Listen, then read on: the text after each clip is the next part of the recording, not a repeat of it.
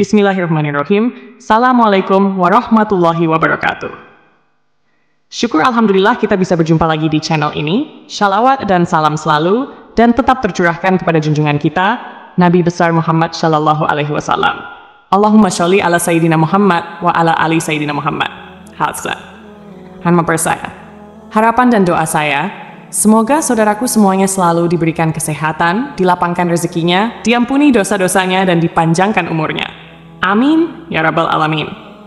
Sahabat beriman yang dirahmati Allah, ada sebuah kisah diceritakan bahwa seorang lelaki melewati sebuah kawasan perkuburan di suatu malam yang kelam dan sunyi. Tiba-tiba, dia terpanggang suatu cahaya terang benderang yang muncul dari sebuah kubur dan terus menjelang ke langit.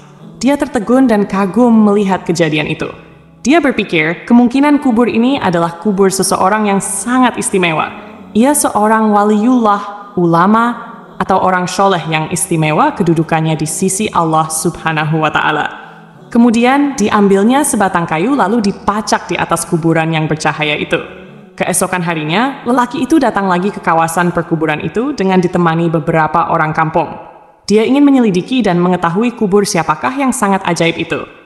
Untuk mengetahui lebih lanjut, lelaki itu berkunjung ke rumah keluarga si mayit dan bertemu dengan istrinya. Lalu, ia menceritakan keajaiban yang dilihat di perkuburan suaminya. Anehnya, istrinya terkejut dan keheranan. Dia sangat mengenal suaminya. Suaminya bukan siapa-siapa, hanya seorang petani biasa saja. Bukan seorang yang alim, bukan seorang ahli ibadah, bukan orang soleh. Apalagi suaminya bukan imam, bukan muadzin, bukan guru Al-Quran. Bahkan suaminya tidak pandai membaca Al-Quran, dan dia tidak pernah mendengar suaminya membaca Al-Quran. Akhirnya, lelaki itu bertanya, apakah ada perkara-perkara yang si Fulan selalu lakukan dalam kehidupan sehari-harinya. Akhirnya, istrinya teringat suatu perkara yang selalu dilakukan oleh suaminya. Setiap kali sebelum tidur pada malam hari, suaminya selalu mengambil wudhu, kemudian masuk ke dalam suatu ruangan. Lalu, diambilnya Al-Quran di atas rak, dicium dan dipeluknya dengan penuh kecintaan dan kasih sayang. Setelah itu, dia akan duduk dan membuka Al-Quran itu sehelai demi sehelai, seperti sedang membaca. Padahal, ia seorang yang buta Al-Quran. Dia akan meraba-raba ayat-ayat Al-Quran itu dengan tangannya, seolah-olah sedang menyentuh dan membelai sesuatu yang sangat dikasihinya. Istrinya berkata lagi, ia pernah mendengar rintihan tangis suaminya yang sangat sedih mendayu-dayu dengan penuh penyesalan. Tuhanku, ampunkanlah aku karena aku tidak mampu membaca kalimat-kalimatmu ini. Janganlah engkau hukum aku di atas kebodohanku ini, ya Allah. Wahai kalam Allah, maafkanlah kesalahanku. Aku tidak mampu membaca kalimat-kalimatmu, aku tidak dapat bersahabat denganmu, aku tidak dapat memahamimu, tapi aku sangat mengasihimu.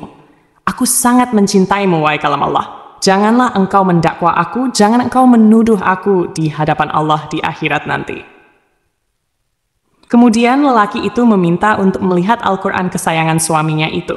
Benar saja dan sangat mengharukan. Setelah dia melihat naskah yang mulia itu, terlihat lusuh helaiannya. Kelihatan sering dibuka berkali-kali, dan ada bekas-bekas air mata di kertasnya.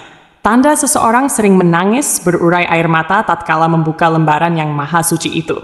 Pastinya lelaki ini sangat mulia pribadinya. Hatinya telah bersatu dengan roh Al-Quran. Dia sangat mengasihi kalimat-kalimat Allah itu dengan sungguh-sungguh. Berarti ia mengasihi Allah dengan seluruh jiwa dan raganya. Sahabat beriman yang dirahmati Allah, marilah kita menghidupkan Al-Quran di dalam masjid kita, di dalam rumah kita, dan di dalam diri kita.